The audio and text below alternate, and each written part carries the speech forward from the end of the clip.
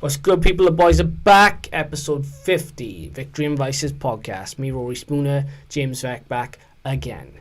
Thank you for rocking with us. If you've been with us since the first episode, you're the real MVP and we love you. And if you're only now tuning in, welcome to the greatness that is us.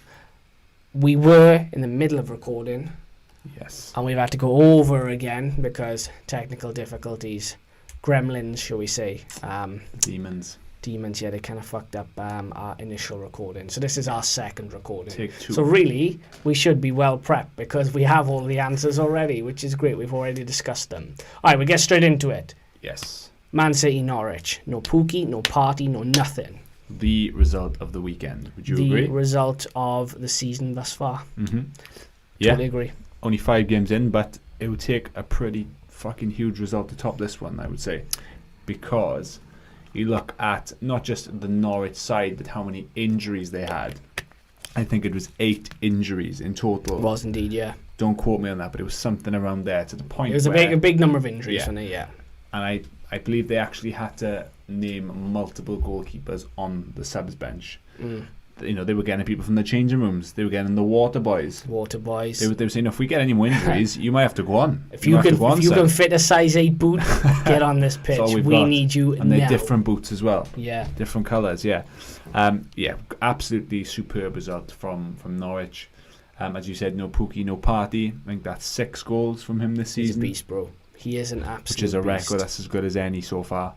And him and Cantwell as well, in particular, someone I've mentioned. Cantwell, yeah, we spoke a little bit about Cantwell, haven't we? Yeah. Yeah. He is, as you described him, a bundle of energy. It's very and true. His youthful exuberance and his ability to just get around the pitch and make things happen and hustle and harry and get the fans on side. It's players like him sometimes when there's a bit of a lull in the game, they'll make a tackle, they'll make a charge down the pitch, and that sort of puts a fire in people's belly again. I think. I like him. He's a good player. It seems that anything good that happens with Norwich, if it's not Pookie, it's always Cantwell. Yeah. And both of them two were very, very good in the win over City. But the person who you mentioned as well, and who also had I believe it was the man of the match, and even had his own section on Match of the Day as well as Sky Sports, was Emiliano Buendia. Excellent pronunciations, if I do say so myself. Buendia. Because we know you aren't the best with pronunciation. That's like my 12th goal, though. So, yeah, I kind of... It took you a while to get Hasenhüttl. I still haven't, right? mate, to be honest with you. And you pointed out how good he was as well. It was, apart from not scoring, it was the complete midfielder's performance. Yeah. Ian Wright really held him, didn't he? And said, he gave absolutely everything, and he made some very expensive footballers who are 10 times his value, might I add, look very, very foolish. Exactly, yeah. So, as much as we give great credit to Norwich because they were, in a word, excellent, they were. They did have to ride the odd storm, as you would expect, playing against a Man City side with a squad that cost £1 billion. Yeah. So you would expect them to concede chances and be up against it. That's only natural, though. Yeah. With their injuries as well, that was always going to happen. But they held on. If we flip this on its head, I know you want to talk about the City defence. I do. Yeah, I really want to talk about. Let's go in on that one. Oh, John Stones. You were once the next Rio Ferdinand. You were once the next Rio Ferdinand. Now, Otamendi, coming from Latin America, Latin American boys, they got that fire in their belly, they got that fucking hunger in their eyes. They're like, I will slice you in two if you come near my box. Otamendi, what happened to you, bro? What happened to you? Maybe it's the money, maybe it's the fame, maybe it's the fact that you really don't give a fuck anymore. But how are you going to get robbed like that? All bark, no bite. You got robbed. You got robbed like an 86-year-old woman got robbed by a fucking heroin addict. You got bounced, bro. Like, what is up with you? Oh my God, it's horrendous display of defending. You could see as well, again, pointing to Match of the Day, they slowed it down and they pointed out that he looked when they were playing the ball. He looked and he saw the attacking Norwich player coming towards him. But then when he received the ball, he was acting like he had all the time in the world. Like he was on a training pitch. Like he was playing with his son. There was almost, I want to say, an ignorance and an arrogance about that. True. Because there was an ignorance where he probably thought, I've got all the time in the world, they're not going to do nothing, they're just Norwich. And there was an arrogance where he thought, they're not going to do nothing, I've got all the time in the world, they're just Norwich. Well, bro, you should have done your homework. Exactly. Because let me tell you, you got mugged off spectacular fashion. Stones and Otamendi, aka oil and water, they do not mix. There's a reason they barely played with each other. There's a reason why there's not a lot of trust in them as a centre-back pairing. Me and Becky spoke at length about this. They miss Vinny Kompany's presence. They miss his leadership. They miss his character. Yeah. They miss Laporte's technical ability, his ability to organise, his ability to play as a left-sided centre-half and just make things look easy. Yes. And we underestimate, or a lot of people underestimate, the significance of Vincent Kompany towards the end of last season. He was extremely valuable to them going on to win that title. Hugely, bro. Influential is probably an understatement for what Vinny Kompany brought to that side. And not just the goal that he scored against Leicester, a great strike that was, which ultimately got them 3 points closing right towards the end of the season, but just him being around, his presence, being in the dressing room, his leadership was huge. Obviously, he's now gone. And then you touched upon Laporte. We know how good he is. Yeah. And there was a lot of people in football who believe they're in the know, a lot of pundits, a lot of commentators. As soon as they saw Laporte was out injured, were saying how detrimental that could be to City's title bid. Yeah. And all City had to do, what Guardiola would have wanted, rather, knowing that Laporte was going to be out for a long time, was to have a good run of games now with Otamendi and Stones, where no matter who they beat, just build some confidence. That they just had 3 or 4 good victories on the spin, where they maybe got a few clean sheets, where he could sort of look back, or say back to the people criticising his defensive options and saying, well, look, we don't seem to be doing too bad, right? But the first game after Laporte's injured, and they get done over by Norwich, so it's not going to do his, No, it doesn't. It doesn't do any confidence for the team as a whole. I mean, if we're going to pick holes in that Man City side, me and Becky said this on previous podcasts. They do not compare. They do not compare to the best defences that are around right now, and they do not compare to the best defences that's ever been. Mm-hmm. You take a back four of Walker, Stones, Otamendi, and Zinchenko. To me, with all due respect, whilst it's a Premier League back four, it's not a world-class back four. Not for the money they've spent. And when you compare centre-back pairings, as me and Becky have said previously, of, for example, Ferdinand and Vidic, you've got Carvalho and Terry, you've got Nestor and Maldini, you've got, who was that, Tony Adams and Keown. Campbell was there as well. Campbell was, sorry, it might have been Campbell, I beg your pardon, but, we'll use, let's say you use, I don't know, Adams and Keown, for example. Campbell, again, a great player. Carragher, not to some Carragher again, not to some people's liking, but him and I think it was Huppier were a significantly better pairing again than Otamendi and Stones. And Man City are very fortunate they have all that firepower and they have the ability to just dominate a game. True. Because defensively there's times when they should have been exposed, but they haven't been due to the fact they can manipulate a game so well. Yeah. Teams just struggle to get the ball off. That's them. Exactly why, And when the teams like Liverpool with the high press that really put them under pressure, they're the ones they struggle against. And it was the same against Norwich. That was that high press, it was intensity, and they just couldn't handle it. Yeah, I can't remember who it was. I actually think it was City played Brighton. Brighton went to the Etihad, and Graham Potter played quite an attacking style of play. Yeah. He actually did go at them and they created quite a few chances. And Pep Guardiola said in his after-match interview that he's got a lot of time for managers who play that way against him because he knows his team can be got at. Yeah. And he kind of prefers it in the way that when he plays against a team that put 10 men behind the ball, it is a bit more boring. It is harder to break down. Yeah. And he likes seeing sides do that. But does he like it when sides do it to that extent when they're actually starting to find his side out? Interesting. Very interesting. But yeah, we, as you said, we've spoken about City's defensive frailties previously. How much will it get exposed? We'll see. I'm not sure their next sort of run of fixtures. I will just check. Look, I'll say that to say this about City's defence.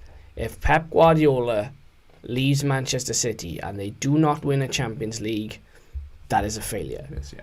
he has made them one of the best Premier League sides of all time. We won't dispute that. If we were to put them up against the greats, the ones with the really solid defences, it would be touch and go. You know, you might get a great win in one game, Man City win in another. I think it'd be closer than most people think. Mm-hmm. But in terms of them not winning a Champions League, that would be a travesty. If you're going to spend $1 billion and not get... And do you know what? If that defence stays the way it is, bro, they're not going to do it. No, they're not. Because whilst Rodri is a decent signing, again, he's probably been a plus point. I wouldn't say he stood out massively, but he's been okay. Yeah. He's not really had the Fernandinho impact that people would have wanted. Not yet, no. And again, City, if we're poking holes in them, as I say, that's defensively is probably the one finger of blame we could point at them. Yeah, and for any City fans listening, maybe thinking we're not giving them much credit. There's a lot of positives about City. We already know that. They've won back-to-back Premier League titles. They've got more quality players than I can count on my two hands in that squad, and they're very good, borderline world-class players, right? Mm.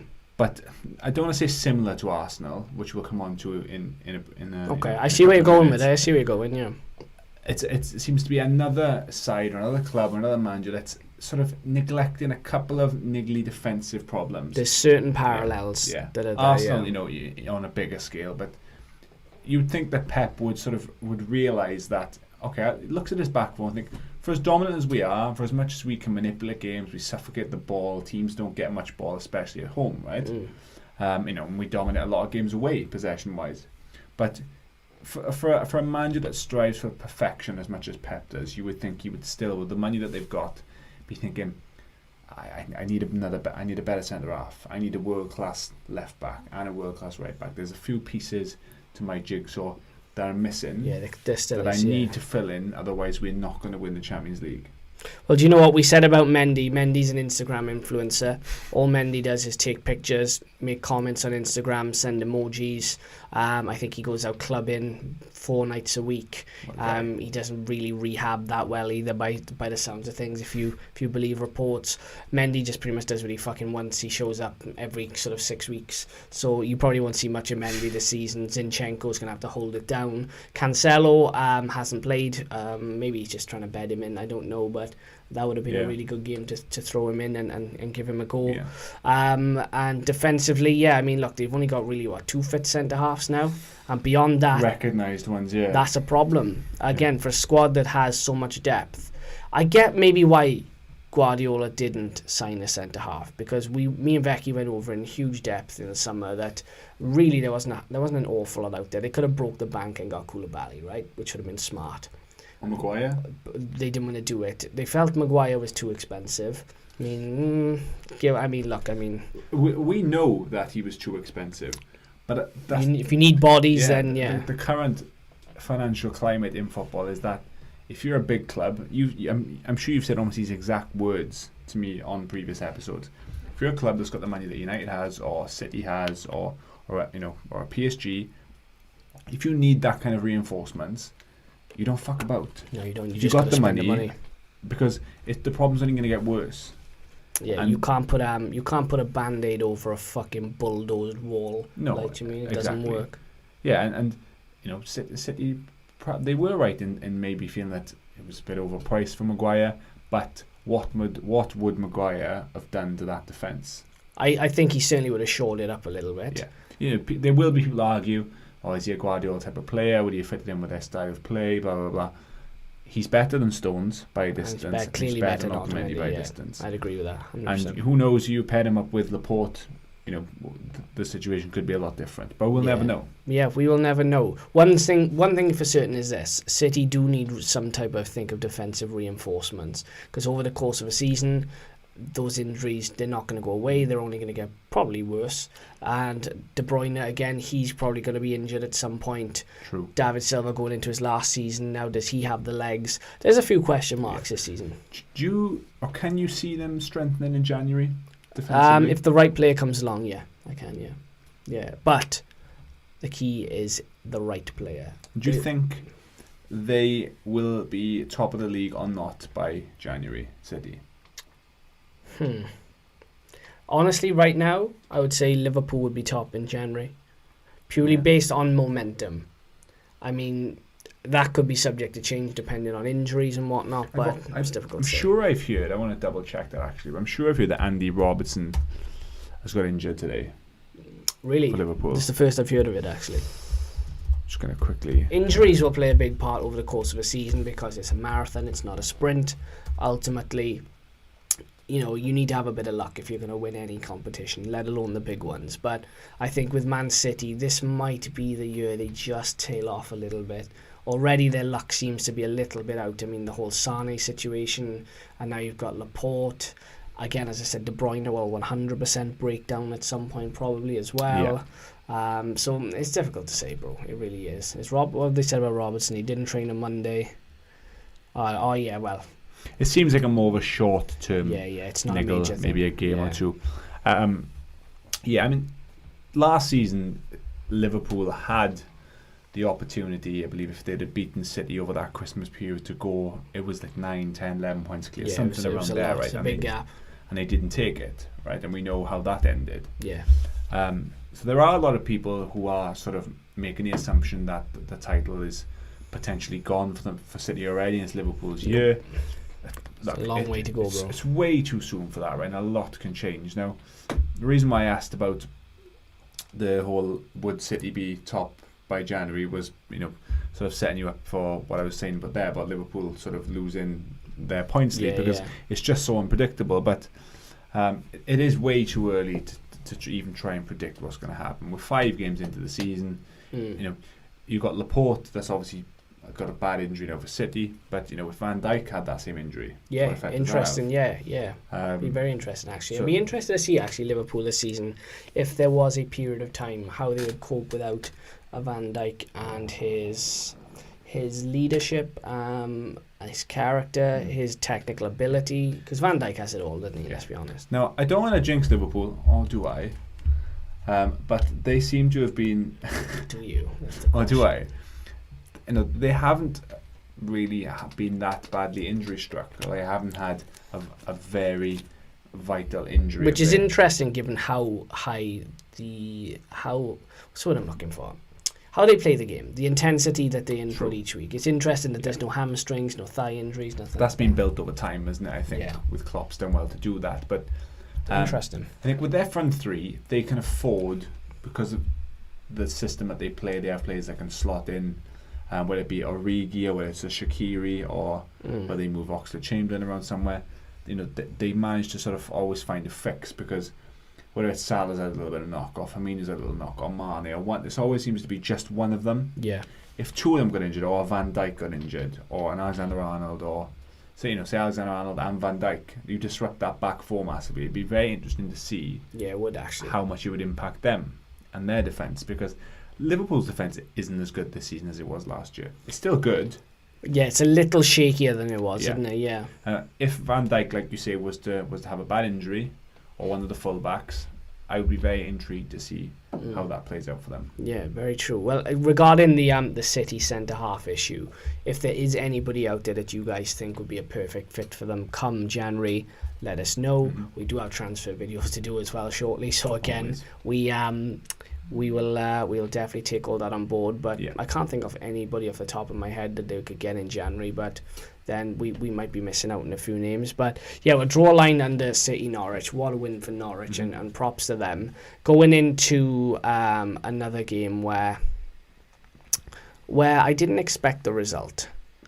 Or the score. Do you mean the score or the result?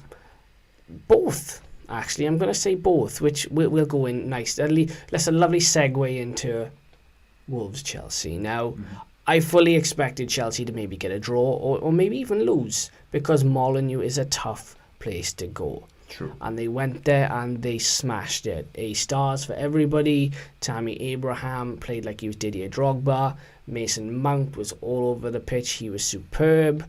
And in general, Frank Lampard has a side that really wants to play for him, that really believes in what he's bringing to the table. And could they have done any more? I don't think they could have done any more on the weekend, Chelsea. I mean, other than maybe get a clean sheet. Yeah, he said, for as good as they were, and I think that's a sign of a good manager as well, when they sort of talk about how good a performance is, which it was, and there were so many positives to draw on.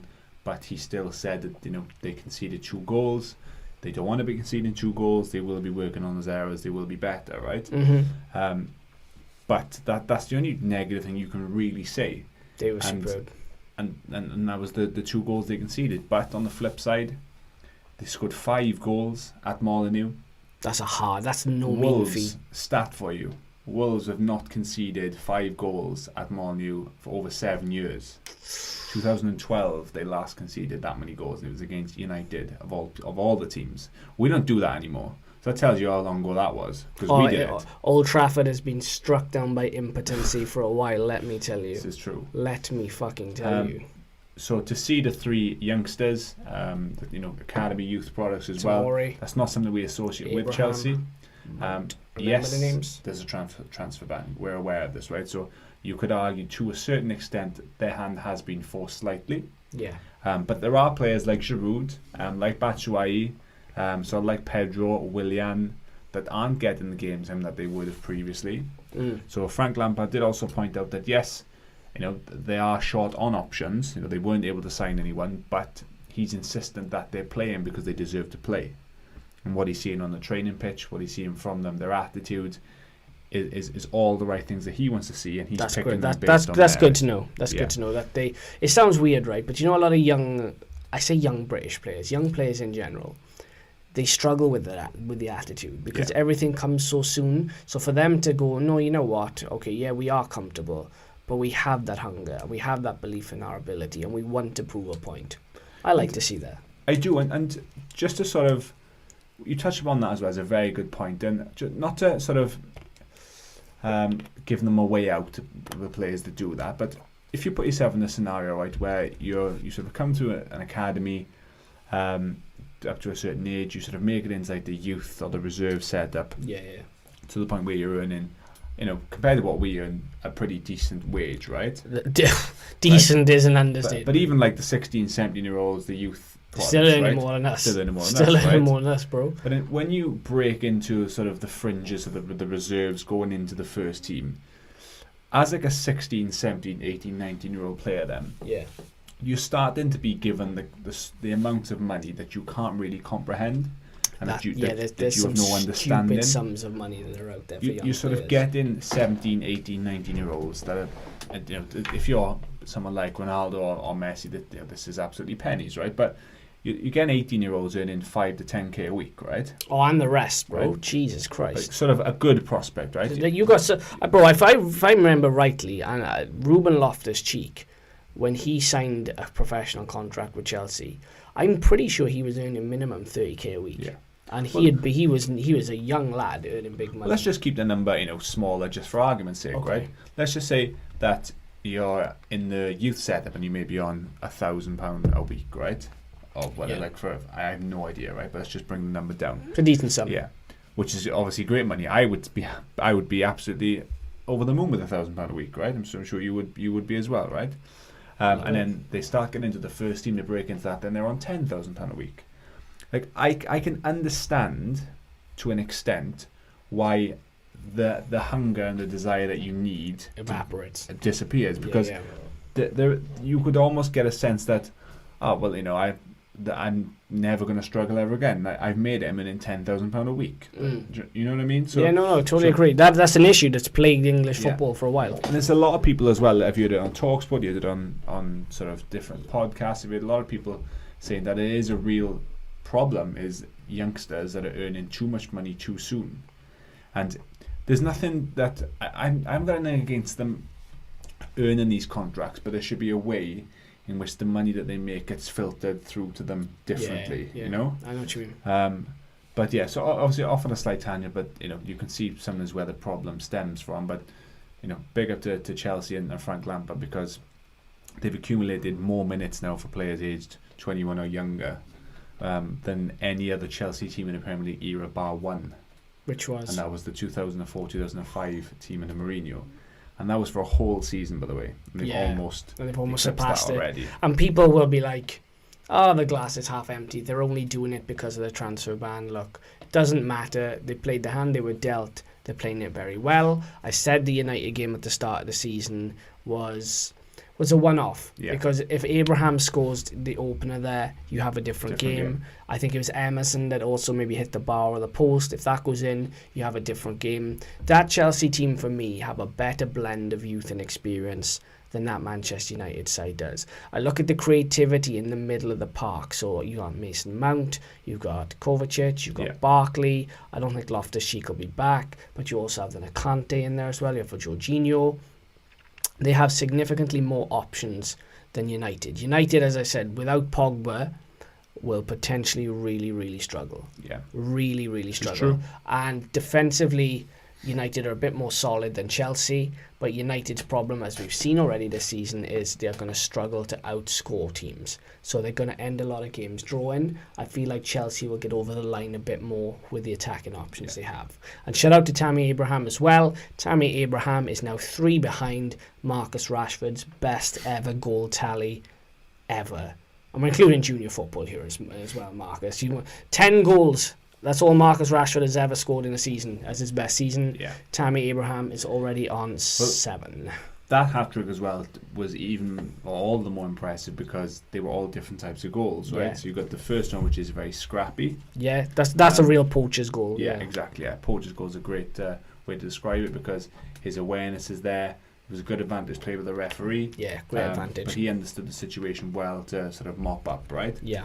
The second goal, great header. Terrific header. Patricio, it was a very good keeper. He's just left flat-footed. Do you know what I liked about that as well? The way he put the hand on the arm of, was it Connor Cody? Yeah. And he sort of just used it, just a little tug just for leverage. And that to me is like, oh, okay, this guy's a natural. Situational awareness. He's a natural, yeah. Because he anticipated the point of exactly where the cross was going to be coming. He did. And he didn't foul him. It was very clever, and he just slight tugged to the point where he just moved him back slightly, giving that split second. Yeah. That split second just to get ahead, and that's all that he needed, right? It was, yes, like you say, you can't teach that, can you? No. You can't. That's instinct. That is, it's pure instinct. And then you got the third goal then, which for me is the best of the bunch. I did laugh at Ian Wright making his noises when he was describing the... Yes, Ian Wright. I can't replicate that. By the way, excellent analysis by Ian Wright. Yeah. Absolutely love him. Yeah. Great. But the way that he took the ball into his feet and he get a bit of a sort of hustle and bustle with Connor Cody. So I've looked around him, you could see they had no other options. So he stands him up. Connor Cody's flat-footed. He just goes 1-2. Quick move, gone. Turn of pace, and it's in the back. There are certain strikers that if they score that goal, we're going on about it a lot. Yeah. And I feel like if he scored a hat-trick on the weekend that was... I'm going to use the word sublime. I'm going to... Because he's had so much criticism from pundits to everybody else to racial abuse, and he just came back and threw 2 middle fingers up at them. Yeah. And I was delighted for him. I watched him play at Swansea a few times, and as I said to you, bro, he is an incredible athlete. He is 6'3". We've established this previously. Don't ask us how. We have, right? We're going to round it off to 6'3". He is well built. He's quick across the ground. He's got technical ability. He's got an eye for goal. Some will say all he needed was a chance. And sometimes that's all you need in life. And he's taken it with both hands at the moment. He has indeed, and as has Mason Mount as well. Mason Mount. I'm not a Chelsea fan, but you can't deny someone that's doing good for themselves. No, bro. Look, some things in life are undeniable. Yeah. Mount, terrific as well. Potentially, I'm gonna sit here and call him the next Frank Lampard. It's a big statement. Don't listen to that, Mason. You don't need that. He has Frank Lampard as a mentor. It's a guy he works with every day, day in, day out. I think that is a perfect mentor for him. He has someone now that believes in him, is going to give him a chance, or has to give him a chance, some will say, because of a transfer ban. Mm-hmm. I think Mason Mount, having seen him, and he scored a goal right in the Super Cup final, which I think was disallowed for whatever reason. And I sat back and I went, holy shit, this kid is the real deal. Like, he has great goal scoring ability. And he's just not phased. And I really like Mason Mount. I think he's going to be a very, very good football player.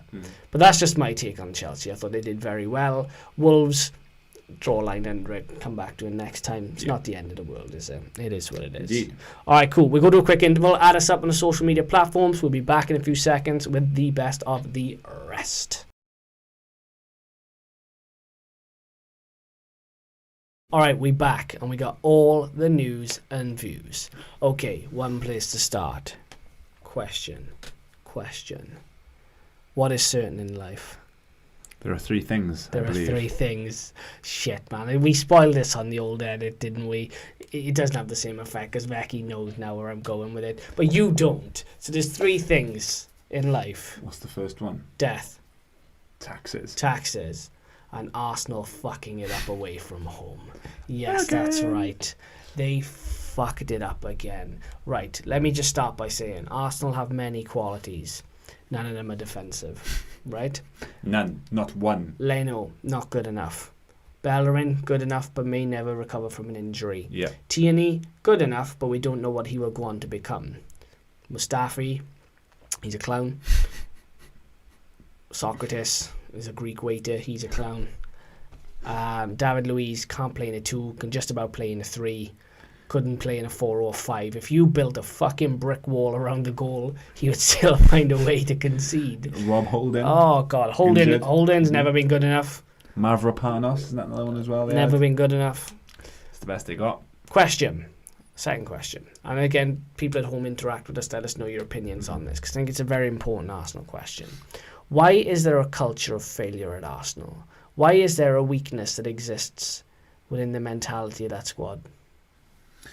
Now, for me personally, the way I see this is that Arsenal, even in recent years, and you go back maybe 5, 6, 7 years, have always signed, or I say always, have frequently signed good attacking players, right? They have. Go back as far as maybe even like Adebayor, Van Persie, Alexis Sanchez. We know what he is now, but what he was then was excellent. Fabregas, Nasri, Lacazette, Aubameyang, Ozil. There's a tradition of good attacking players. Of good attacking players there, right? Now, I'd agree. And that's absolutely fine. And Arsenal, for as long as I've known, and I'm sure you can say the same, have always played very good attacking football. Some of the best, some may say. Look at even the Ramsey, include him in that as well. Look at some of the team goals that Arsenal have scored, right, over the last couple of years. Some of the best of the last 20, 25 years, easy. And you could argue their football at times has been on par, if not better, than some of City or Liverpool's football. Some would say on par with Barcelona. Exactly, right. And I would agree. Yeah, I would also agree. But we said, just a couple of minutes ago, that's where all their good qualities end, right? Because you go back into midfield, okay, and there's problems. You go back into defence, and there is huge problems. Now, I can see it. You can see it. Most of the people, if not everyone watching these episodes can see it. Arsenal fans have been screaming it for years, bro. But for whatever reason, and you would say maybe the last year or two, it's become even more obvious.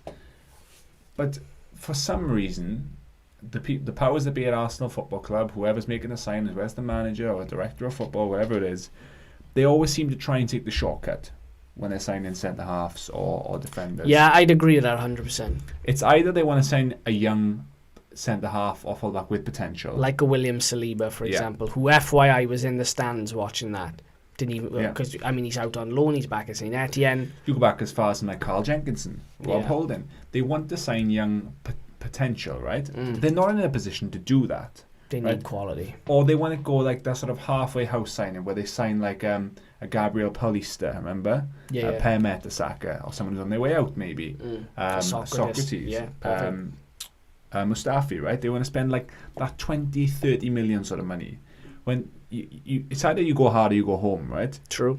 You got to do like a United or a Liverpool, sort of Maguire, a Van Dijk, a Laporte. You have to be shelling out upwards of 50, 60, 70, 80 million to really make a difference. Yeah, I agree. And I've said to you, recently that there's no Arsenal signing defensively or even in midfield really where a United or a Spurs or a Liverpool or a Chelsea would turn around and say, that's a big statement. Yeah, we missed out on him. Should we have gone in for him? That hasn't happened. No. And until they sign someone of that kind of quality, or someone who's that big of a statement, who's got big trophy winning experience, but who's not over the hill either. That's going to come in, look at this defence like a Van Dijk or even a Maguire, and say, right, this doesn't happen any fucking more. That this shit that you become accustomed to, who can just sit. It stops now. The goalkeeper, the players around them can sort of say, this stops now. And to bring it back to your question, was it why is there sort of why does that mentality exist? Yeah, and I just think it's because it's just too many. Year after year, they fail to address the big problem. Yeah. Which is, when you need it, you bring in real quality. That Arsenal team, the reason I ask you that is I feel like it lacks a spine. It does. Up front, they're beautiful. They're absolutely beautiful to watch. But you look at Arsenal defensively and they are fucking shambolic. There's no foundation. David Luiz, right?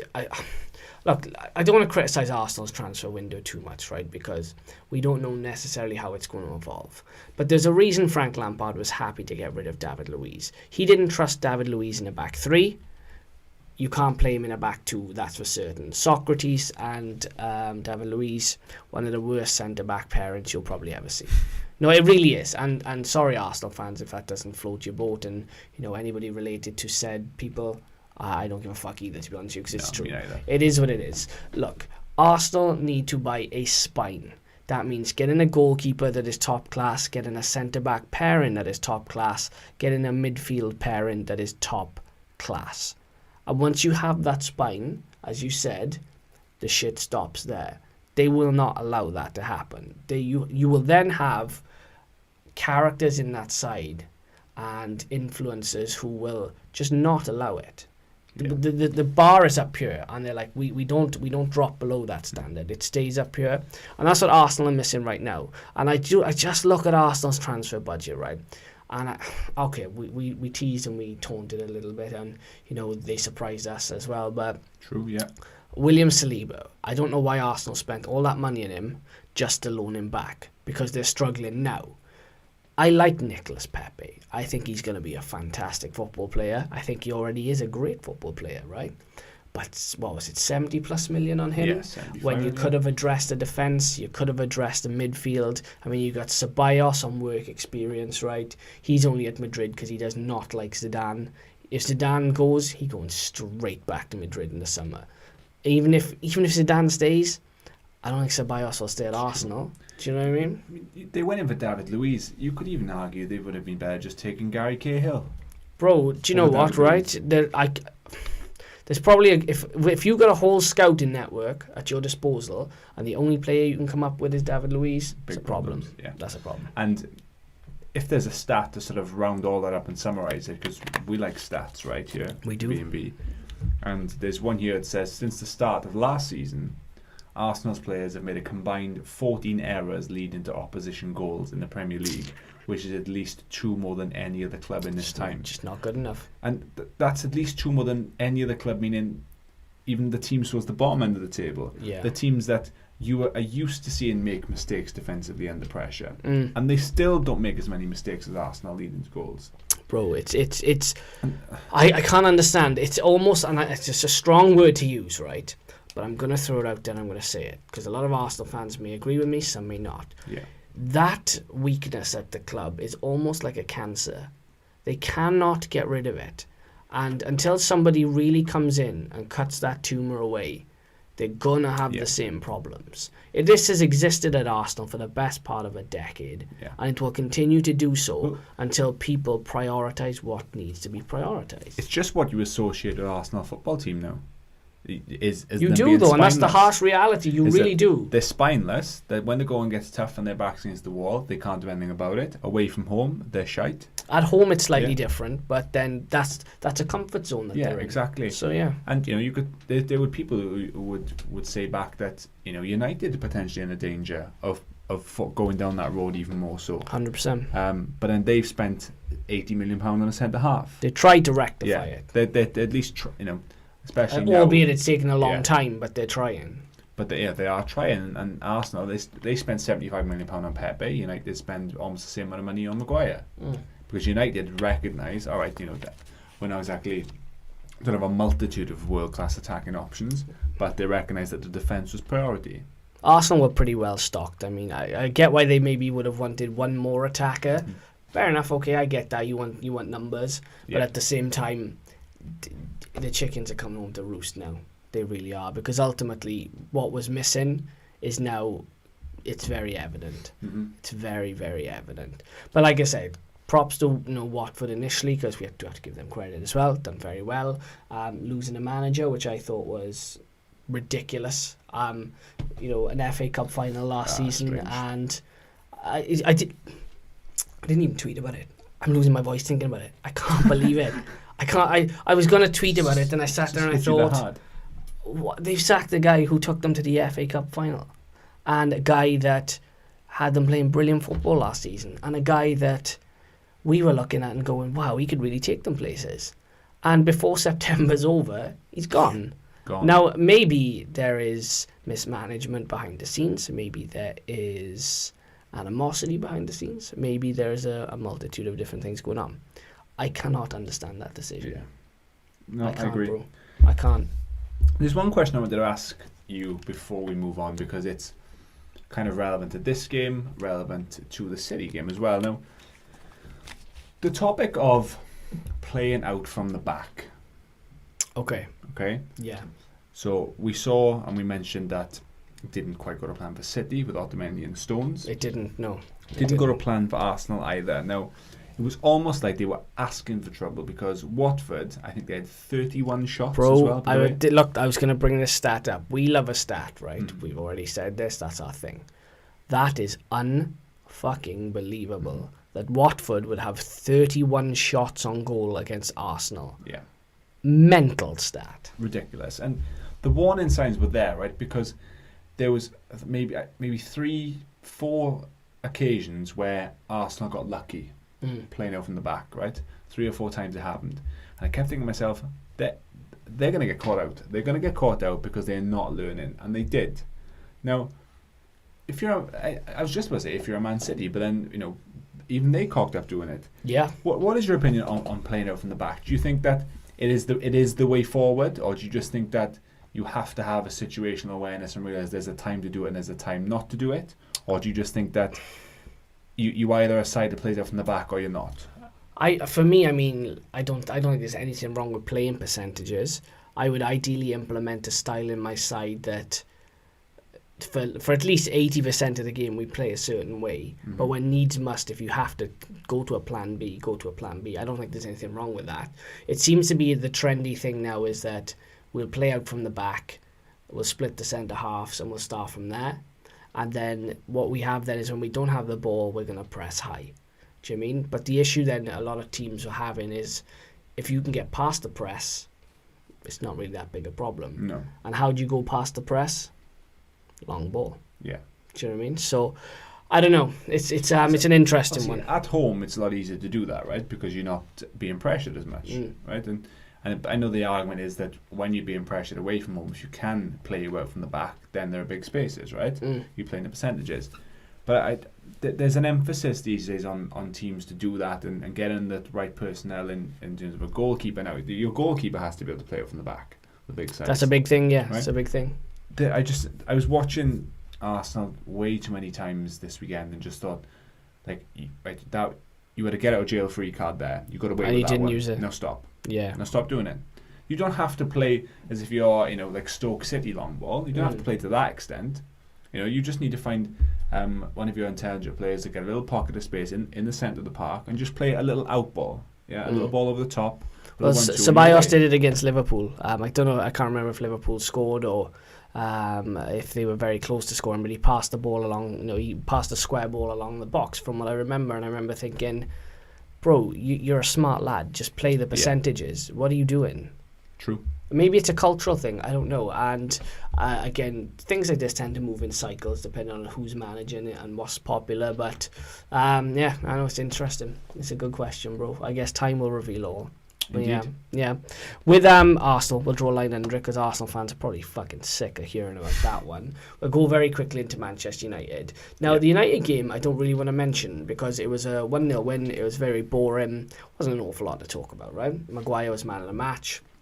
Leicester had a few bits and pieces. I've summed it up in 2 sentences. There is a big United statement that came out today. Now, David De Gea signed a new contract, which is excellent for Manchester United because he's a world-class goalkeeper. But how good is that for David De Gea? Because I look at that situation now and I think to myself, has he gone stale at Manchester United? Does he need a new challenge? Because he's been there about 8-9 years now, give or take. 8 years, I guess, yeah. I look at David De Gea and I think to myself, if you've got a chance to go away on a free, and you've got a chance to go away on a free in a position which leads to no animosity, because when players generally go on a free, fans get uptight. They go, why haven't you signed a new contract? You should have signed a new contract. And they get slated on social media. And it's difficult for them to play then at that club because there's a lot of animosity. David De Gea had none of that. There was Manchester United fans out there who went, you know what? If he leaves in the summer for free, we'll clap him out the door and say thank you for your time. Because he gave his all for Manchester United. He deserves better than Manchester United. And realistically, he could be played at a much higher level. I am in that camp. I look at him and I think he's missed a bit of a trick there. As a Manchester United fan, I'm happy that he's staying because next season he'll probably be the one world-class player that United have. Pogba's going to go, we all know that. We'll come to that a different day. But David De Gea could have gone to Barcelona. He could have gone to a Juventus. Mm-hmm. He could have gone to a PSG. And I think he could have gone on to have a lot of success. Now, is money a motivation? Maybe. I'd say it probably is the biggest factor for him right now. Realistically, I think if he had pushed, and David De Gea on a free, there's plenty of clubs that are going to take him. 100%. He came out with a whole video today saying Old Trafford is home. Home to me is probably where your bank account is, bro. I'm not going to lie. I don't see any reason for him staying at a club that's going to be... Where do we think United will come this season, realistically? 6th, 7th? I guess it is a little bit early to say yet, but it's anywhere from 4th to 6th for me, really. Well, there we are. I mean, realistically, he could go anywhere else, bro, and be a champion. Well, okay, so it's not like he can't earn a very good wage at PSG or a similar wage at PSG or Real Madrid. So you have to ask yourself, why has he stayed then? He obviously has ambitions to stay. He wouldn't... He's not going to stay just because he's on a good salary, because I believe he can get a very similar salary at other clubs. I think, the keyword there is similar. He would get a salary that is... Do you not think PSG would pay him the same? No. Or Madrid? There's talk about United paying him $350k a week. Madrid won't pay that for a goalkeeper. Hands down won't do it. I viewed the figure, it was 200 and something. Or 200 and something. But with bonuses, it's going to be close to 300k a week. PSG would potentially pay it. Because there's no transfer fee. So, okay, fair enough. There's small signing-on fee, depending on what you consider to be small, and wages that would be astronomical to most. Barca would probably do it. I think Barca, if they get rid of a couple of players, like Coutinho or Dembele. Yeah, but they've got Ter Stegen, so they don't need him, right? Even then, I think he'd probably be an upgrade on Ter Stegen. Yes, he would be. But I don't think they would be in any rush to no, they wouldn't be, and that's a valid point. It's a tough one. It's either one of two things. It's either there were just no good enough offers on the table for him, which I think to a degree is correct as well. Or he has still quite a bit of ambition to stay at United and try is the main word. I don't doubt that he's probably very happy at United in a sense that he is beloved. Yeah. Like the fans love him. And that's a big part of any player staying at a club. The thing is, you go back about maybe 18 months ago, and he was invincible, right? Yeah. And an air of that has changed slightly. He made a few mistakes towards the end of last season. He didn't have the best World Cup. So he has had a couple of mistakes creep in. That does happen. I fully back him to get back to his very best this season, right? Mm-hmm. His contract situation has settled down. That's brushed under the carpet. He's signed till 2023, so there'll be no questions like that coming, right? So I expect that, but yeah, there's definitely he's dropped off a few percent, 10, 20% over the last year, I would say so. Yeah, it's an interesting one. I mean, I want everyone's opinion on it back home as well, because to me, I think he could have walked out the door and he could have been on his way from Manchester United in a very hassle-free situation. There's that possibility. There is. We don't want to touch too much on the United game. There wasn't that much to talk about. Defensively, United look pretty okay, actually. Yeah. Considering that they, like not as many as Norwich, but they're in a little bit of a defensive crisis themselves. Obviously, Pogba was out, and he splits opinion, but in terms of midfield creativity, he's pretty much all we have. That is a fact. And when he is on his day, which he can be, then he's very, very good, right? So if we missed that, Martial was out, Luke Shaw was out, Dalla was out, Bailly was out. I'll count Bailly. There's a couple, yeah. So, but you're looking at Shaw, Pogba, and Martial will be 3 starters. Yeah, right? 100%. So a couple of misses, and Leicester are certainly in the mix for a top 6 place this season. They won't be far off. I mean, look, where are they now? 5th. Yeah. They're splitting the pack already. So there's a lot of people who sort of tip them to potentially get the 3 points against, especially. I was in that camp. I figured they would be very close. To United's credit, it was a good result, Mm-hmm. and they didn't. I wouldn't say they were troubled very often. They gave a chance away early, which Maddison didn't quite take. De Gea sort of saved it. I don't know what you knew about it because it ricocheted just wide. But apart from that, they didn't really trouble United that much. Did United trouble them much going the other way? No, not really. But it was encouraging, is the word I would use. Defensively, they were pretty encouraging. Yeah. And it was Maguire, like you say, man of the match. He was very, very good, right? According to Sky, Scott McTominay, man of the match. But I think it was a toss-up between it's a toss-up between the two. Yeah. See if there's any stats of interest before we move along. But good result for United overall. De Gea has 2 clean sheets and 3 home Premier League appearances this season, as many as he kept in 19 league games last season. Interesting. So you can see the difference with Maguire and Wan-Bissaka already. Oh, huge. That's what happens when you have proper players in proper positions. So. You listening, Arsenal? That's how it is. Yeah, that's the way it is. Let's have a look. Man United registered only their 2nd Premier League win in their last 10 matches in the competition. That's a shite stat. It's not the best one we'll ever come up with. They've been awarded 5 more penalties than any other Premier League team since the start of last season, scoring 11 of them. And they're in, this is saving the best for last. Actually, this is a belter. I've heard this a couple of times, isn't it? Fucking belter! This is. They're unbeaten in their last 134 home Premier League games when they've scored first, winning 123, That's a whamping stat, drawing 11 and losing none. That is crazy. That is a big stat. So when they go 1-0 up, they don't lose. They don't lose. And there's another similar one as well. If they've been leading at half time, they also haven't gone on to lose, I think, either since the Premier League began or for like a ridiculous length of games as well. So yeah. So I think we'll say that it's encouraging. There's still a lot that remains to be seen, and we'll draw a line there. Cool. United, yeah. Coolio. There's certain games that we're just going to give shout outs to because, again, not much happened and there wasn't an awful lot we wanted to cover. Southampton winning 1-0. Shout out to them. Great result. Sheffield United considered themselves unlucky, but again, plenty of other games. And what a brilliant goal as well. Oh, what a finish. It was. Talk about ducking and weaving, bro. I think, right, that I don't want to peak too soon and blow my load early because there's a lot that can still unfold, right? But we've seen some brilliant goals so far this season, but that's definitely going to be up there for goal of the month, if not in the list for goal of the season. It'll be thereabouts. Is it? I don't know if I'm pronouncing his name right because the D is silent. Yenpo? Am I saying that right? Yes, I think so. It's a bit like Jemba, or is it? No, Jemba. Yeah, you would say. I don't know, man. There's a silent letter in there somewhere. There's a silent K in there somewhere, right? So apologies because I know he's probably listening because they do obviously listen to the podcast. Probably listen to the game. Sorry for getting your name wrong, but excellent goal. Shout out to him, man. It was a really, really good goal. Very impressive. Southampton on the road.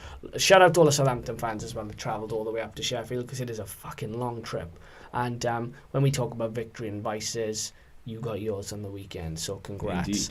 Bournemouth, again, we won't go into too much depth, but good to see Wilson back on the score sheet. Yeah. Delighted for him. He's a very good player. He's rated the bar very high, so for him, meeting that criteria every week is never Ryan Fraser easy, getting back in the goals again. Yeah, Calvert-Lewin banged for Everton as well. Good goal too. Very good goal. So for Everton, again, it's not the end of the world. It kind of just the two sides last season we talked about that are very inconsistent, and they'll probably be very close in the league. Actually, you'll find they won't be that far apart. So with Everton, if you're an Everton fan, just to very briefly touch on it, I think, and again, it's only 5 games into the season, but I think you're going to find yourselves very frustrated at the moment because they do have money to spend and they have been spending it. Yeah, and their team still. We mentioned last season, right, under Marco Silva, that they'd spend a little bit of money. And he kind of got to a part in the season where it was too late to get rid of him. You were either going to stick with him or you weren't. You're going to give him time. It looks like they're going to give him time. and they've made a few more signings. But the team still just looks unsettled. I watched them and I don't quite know what sort of team they're trying to be. Yeah, that's a very fair assessment, bro. They're trying to play. I don't know what Everton are at the moment. Yeah. Like, one week they do something that surprises me and I think, oh, they turn a corner, and the next week they get turned over Everton by are a teenager that's in puberty. You know, kind of going through that Great goth analogy. phase. Yeah. No, you kind of go through that goth phase, just trying to work out who... I never went through it, right? You probably didn't either. But you know those kids that go through that phase, they're kind of trying to work out who they are, not really sure. So they're painting their fingernails black and they're listening to heavy metal. That's Everton right now, bro. That is them. And the thing is, you look at their team, right? And there's a lot of talent on that pitch. Yeah, there's too much talent. Put it this way, there's too much talent to not be succeeding. Yeah. And I remember looking at it yesterday, looking at their starting 11 and thinking, no, that's a good Premier League starting 11. It's a solid side. Yeah, there's players in there that a lot of teams would take, right? Yeah. But you just watch them at the moment and I just don't know where they're going. Yeah, very true. Brighton 1-1 with Burnley as well. Shout out to them. Probably not the point either one wanted. They would have wanted a win, but in the long run might be quite valuable. Again, Liverpool, we won't go into in too much depth because ultimately, you know, it's very routine for Liverpool. Newcastle fans, Reece is not going to want to hear us talking about that, so we will bypass that immediately. What I will say though is Firmino assist. Oh, fantastic. Oh Disgusting. My God, all over Pornhub. Yeah. It is the assist of the season. I don't care who else comes with anything. That is the assist of the season. Them three, man. Mane, Firmino, Salah, they're so fluid. Just magic. Literally, you could blindfold all three of them and they'd still do exactly the same thing. They'd still find each other. Yeah, they would. Yeah, And feet like fucking sat navs, those boys, let me tell you. And I think they've now won 14 games in a row. Yeah. Which is a new Premier League record, I believe. And they don't stop. Can't stop. Just looking at their next sort of fixtures very quickly before we move on. Yeah. Let's see if they've got any games coming up you think they could possibly drop points on. Obviously, they've got Napoli in the Champions League away tomorrow, which is, you know, that will obviously be tough. But looking at their Premier League, so they go away to Chelsea. Interesting. On Sunday, which will be a test. I mean, nice game, actually. Because we give Lampard and Chelsea a lot of credit earlier on in the episode. So, yeah, that'll be quite a tough game. Then they go away to Sheffield United. Leicester. Then United. And then Spurs. Them to win, but, I mean, if they can get through that period with not maximum points, but close to maximum points, they'll be right. It's sandwiched in between Champions League football as well. But they've got, within the space of a month or two now, they've got Chelsea, they've got Leicester, United, Spurs, and City. In amongst some Champions League fixtures, so that'll be a test in time. Yeah, most definitely. And if they come through that, it wouldn't surprise me if they win them all, really. But if they come through that relatively unscathed, then they'll find themselves in a good position. Yeah, true that. Spurs, again, we won't go into too much depth because it was incredibly routine. And you know, everyone expected a win. They kind of found their stride. Pochettino had a meeting with everybody. Everyone's heads back in the game. So the top six is shaping up what we thought it would be, bar Leicester sort of entering the pack. But, you know, again, there's plenty of time for that to evolve. We will end it today on what I would say is it's a funny story, but it's a sad story at the same time. It's a sour note, isn't it? So again, me and Becky were looking at this earlier on, and again, you know, we talked a lot about society in recent weeks, from equal pay to transgender people to we've mentioned racism in the past, and we felt this was, you know, an appropriate story to bring up at the end. Now, for those people who haven't seen it, it's on the Sky Sports website, it's on the BBC website. I'll try and link an article so you can see it, but it's already very popular online. So Romelu Lukaku joined Inter Milan, and we know the problem that exists in Italy with racism. I don't know why culturally the Italians and the Spanish are so different to the rest of us. Maybe it is due to the course of history. I'd have to delve into the history books, but they seem to think it's acceptable to make monkey noises and treat black people like shit.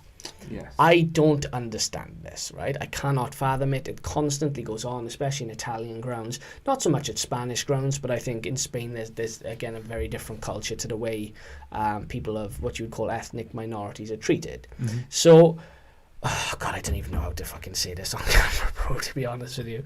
Right, so there was a presenter called Luciano Passerani. Now, I've said that in an Italian accent because I don't know if I'm pronouncing it right. So this is what he said about Romelu Lukaku. And I need you to all bear in mind, he said this on live TV as well. So this is not a pre-broadcast. This is not an interview which is off the record or on the record. He is on live fucking TV. So just imagine Graham Souness saying this, right? I can't quite believe we're going to say this, but okay. He says, if you go one-on-one with Lukaku, he will murder you. Okay. The only way to come up against him is maybe give him 10 bananas to eat. What? What? Hold up. Wait a minute. Something ain't right. Something ain't right. It really ain't right. Something ain't right, bro. You said that on TV? You had the energy in your body to say that on national fucking TV? Like, what? You said the only way to stop him is to give him 10 bananas to eat. Bro, if I could do a face palm emoji, I would fucking do it. It's the epitome of ignorance. And bear in mind, the Inter Ultras the other week said Lukaku should take it as a compliment that fans are abusing him. Because they're not really abusing him. They're doing it just to try and put him off his game. What do you make of that, really? Bro, there's a whole culture that exists in Italy that is complicit with racism. And they don't give a fuck. They don't, they really don't care. It is the least of their problems. Up here you've got, is my team winning? Is the pasta gone cold? Racism. They don't give a single fuck about racism. And until the governing bodies do something about it and step in and actually go, we're going to deduct points, we're going to fine you, and we're going to make an example of you, we are going to get the same issues. I like Lukaku. I wanted him to stay at United. He's not a bad guy. He didn't come across great in the media, right? But he got an awful lot of stick, which you have to defend yourself from. Nobody deserves that shit. Like, how are you going to go on TV and say that about that? The governing bodies as well, they won't do anything about it because many of them are of the same opinion. Bro, again, it's like a European culture that exists. And that's not to say British culture is perfect, right? Because it isn't. God knows we have our fucking issues, right? Believe me, we see them week in, week out. We're well aware they exist. We're not dumb, right? We're not blind. But my God, in Italy, it's fucking unbelievable. It's so in your face and blatant. The fact that live on TV, that's how on earth is that, bro? Yeah, because it obviously popped into his head. And you have that split second as a human being where you think before you speak, right? There's having no filter, and then there's being confident enough in what you're saying that you think you won't get punished. Exactly. He obviously, that entered his head, and then he had that split second where he could decide to say it or not. And he thought, in that second, this is fine. I can say this. And then he says it. Now, I haven't seen the clip. I said it to you over WhatsApp. Yeah, you did, yeah. I would like to see clip of that actually happening live just to see how it was received. I would love to see the reaction. My Italian is not great, so I would just watch it purely for the reaction. But I mean, realistically, it's a sad time right now because I don't understand how this gets. I don't see a way out, and I don't know how it gets resolved. I really don't, bro. We're at that stage now where we can't keep banging that drum all the time. And there'll be people out there that will ignore it and it won't bother them, but it should bother you. It's not fucking cool. Yeah. It really isn't cool. But on that note, we'll end it. We'll leave it at that. That is episode 50. 50. People said we wouldn't do 5 minutes. We're now 50 deep. YouTube channel's progressing lovely. Again, this whole setup we will advance over the next couple of months, and it's just the beginning, and we'll look to have guests on. Shout out to everybody that wants to come on as well, because I've had multiple people come up to me and say I want to be on the show. We will at some point try and incorporate everybody. It's difficult, as you can see, with the setup we have. We're trying to sort of make things bigger and better and more inclusive to everyone. Fair shout. Absolutely. All right, cool. Agreed. So episode 50 is done. Add us up on the social media platforms. My How to Podcast video should be out over the next couple of weeks as well. So if anybody is looking to create their own platform to give themselves a presence in social media or any other type of media, you're going to want to watch that. So till next time, we are out. Sign in. Gone. See you later. Alligator. Ciao.